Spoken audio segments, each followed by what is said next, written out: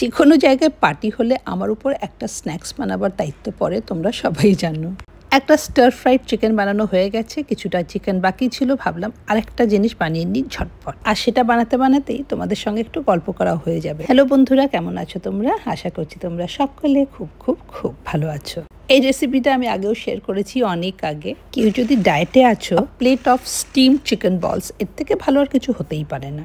আমার electric chopper ready, তোমরা মিক্সিতেও করতে পারো। তাতে প্রথমে নিলাম কিছু পেঁয়াজ, কাঁচা লঙ্কা, রসুন, তারপর ওর মধ্যে দিলাম কিছু ধনে পাতা।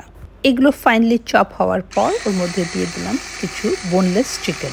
এবার চিকেনটাকে তার মধ্যে দিয়ে একটা ফাইন পেস্ট করে নিলাম। টেস্টটাকে একটু এনহ্যান্স করার জন্য দিয়ে দিলাম একটা চিকেন স্টক। চিকেন স্টকের মধ্যে নুন দেওয়াই থাকে, তাই আমার নুন দিতে লাগলো না। কিন্তু তোমাদের কাছে যদি চিকেন স্টক না থাকে, তোমরা নুন আর অল্প মিষ্টি দিয়ে দেবে। মজাটা হলো, এই চিকেন বলস বানাবার কিন্তু কোনো ফিক্সড রেসিপি নেই।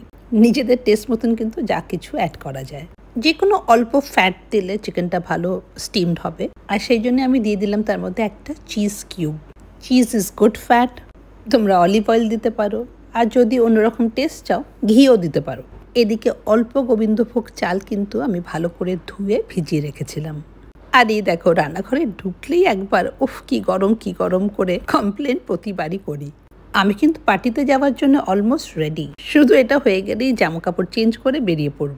স্টিম চিকেন বলসগুলো একটু কম পড়ে যেতে পারে, যেহেতু আগের থেকে প্ল্যান করিনি। অল্প যতটুকু চিকেন ছিল সেটা দিয়েই করে ফেললাম।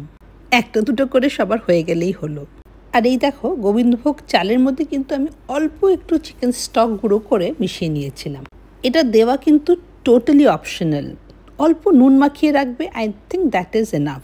আমার কাছে ছিল বলে দিলাম, তা না হলে আমি নুনই দিতাম। নুনটা কিন্তু একটু বুঝে শুনে দেবে, অল্প দেওয়াই ভালো।